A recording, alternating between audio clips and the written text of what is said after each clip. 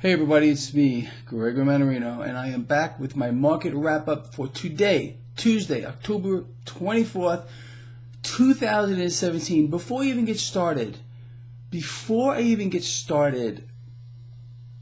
I'm going to say this. I am going to try to stay calm here. I just got off the phone with your friend and mine, Greg Hunter, and had kind of a meltdown over some of the mainstream financial people, and I'm going to talk about that here. It's just too much, so get ready. And again, if I go off the deep end here, forgive me, but I'm going to try not to. So, the Dow Jones Industrial Average hit yet another record high. Again, this should not be, not one of you that follow this blog should be surprised about the stock market action. I've been outlining this for you for what seems like, well, what literally is the election of Donald Trump. And I have nailed this market so absolutely perfectly. It's kind of, I even scare myself. It's the truth. Now, a couple of things happened today that drove this rally, and we have got to pay attention to it. And I spoke about this, some of it earlier in the video I did this morning, right about at the market open.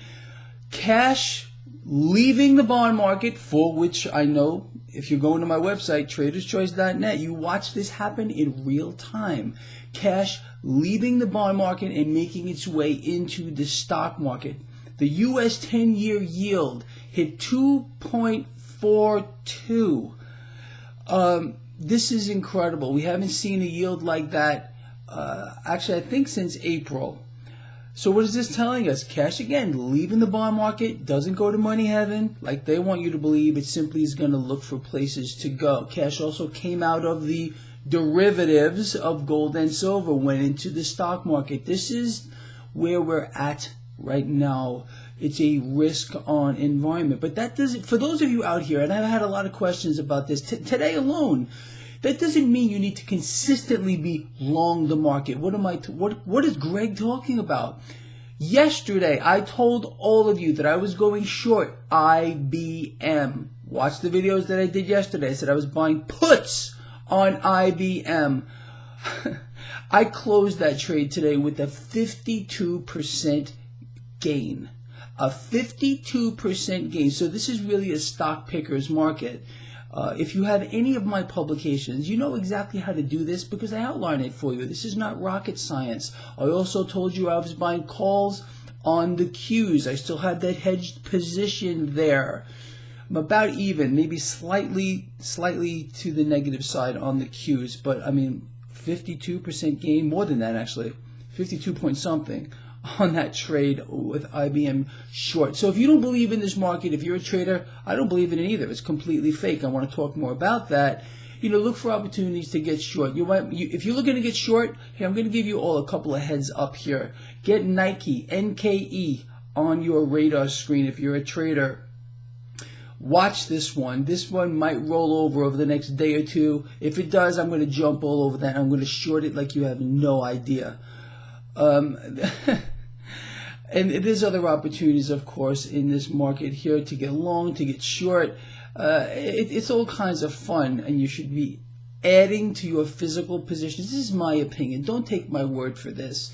Okay, gold and silver on sale once again. Why? It's market right now. Cash moving into it. Now this is the part where I'm going to need to stay calm a little bit here.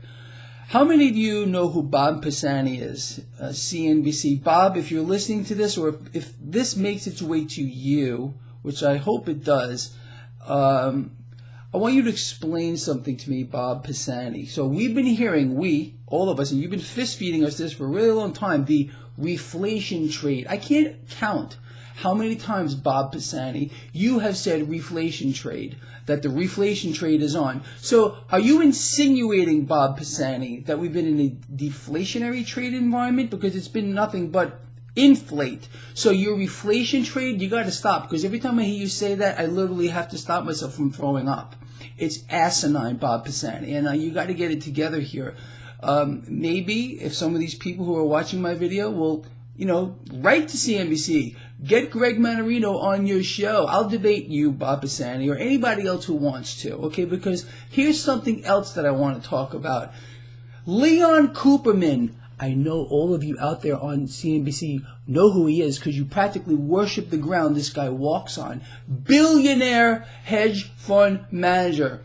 Leon Cooperman today on CNBC. People, are you sitting down? Sit down for the... You, right? Don't you dare stand up. Sit down. There you go. Leon Cooperman, again, this guy can practically walk on water, according to CNBC. And, he's really idolized this guy. He's very smart. But he said something today that I want to outline for you. In fact, I wrote an article on Steemit earlier today regarding this. Leon Cooperman, billionaire hedge fund manager, came out admitting that fixed income debt is in a bubble. He said this while he was being interviewed by one of the commentators at CNBC, and they just brushed over it. Like he didn't even say it. It was like, let's go back to the market. That's what they don't want to hear about this. So you got yet another billionaire, multi-billionaire hedge fund manager talking about how the debt is in a bubble, and they don't even want to hear about it. It's like these people like Bob Pisani and his reflation trade. This is insane. Okay, want you to believe that this market is real. This market is not real. There's no aspect of it whatsoever that is real. It's all being distorted by the freaking bond market, who now Leon Cooperman's admitting is in a bubble. It's just too much. I told you I was going to try to stay calm, and I see him getting a little bent out of shape here. Maybe that's Leon Cooperman right now. Hold on one second. Oh, I just unplugged him. No, it can't be. It's a call from Vegas, so it can't be Leon Cooperman. I don't know who this is. I don't know what to do with that. Anyway, it don't matter. Look, I think you get it if you follow this blog here. You got people like Bob Pisani talking about the reflation trade. Bob Pisani and his reflation trade. And then you've got Leon Cooperman joining the whole bunch now of billionaire fund managers talking about how the debt is in a bubble. But they don't want to talk about that. See, look, if CNBC were real, I know this is going to make it back to some of you because I talked to some of you on CNBC. I will not mention your name because you won't mention mine either, and that's fine. But they will not address these issues here. With that commentator, I can't remember who it was, who was interviewing Mr. Cooperman, should have come back and said, hold on a minute. The debt market is in a bubble. Fixed income is in a bubble. What are the ramifications of that? No. They didn't want to talk about that. They just want to talk about how the Dow Jones Industrial Average is at an all-time record high once again. And Bob Pisani's reflation trade, you had this guy who walks around with a permanent smile on his face talking about his reflation trade. It's insane. You all want to do me a favor? I'm going to ask you for a favor right now. When you finish watching this video, go to CNBC's website or write to CNBC and say, get Greg Mannarino on your show. They'll never have me on because I would light the place up with, they wouldn't even know what to do, half of these people over here, because again, they have to stick to their narrative. Their narrative cannot be broken in any way, shape, or form.